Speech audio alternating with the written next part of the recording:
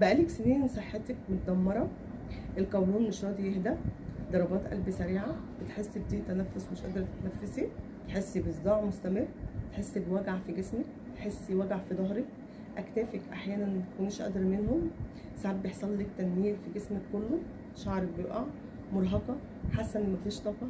اعرفي إن جسمك بيصرخ وبيقولك مش قادر، ومش شرط يكون كل اللي أنا قلته دوت تعب عضوي. احيانا جزء كبير جدا بيبقى نفسي. لو في حد بيحصل من الحاجات اللي انا قلتها دي او بعضها وهو في علاقه مؤذيه او عايش مع شخص بيستنزف طاقته، اعرفوا ان الحياه او الاستمرار مع شخص مؤذي بيؤدي بكم للهلاك. فبطلب منكم ان انتوا تشتركوا ببرنامج التحرر والتعافي اللي انا عاملاه، مدته شهر، 4 جلسات، جلسه كل اسبوع، مع المتابعة اليومية ومع تمارين تطبيقية عملية دايما مصاحبة ليكي في الرحلة دي لمدة شهر. صدقيني الرحلة دي هتغير مجرى حياتك تماما، هتخليكي تستعيدي ثقتك بنفسك وترجعي عن أي شيء ممكن يضر.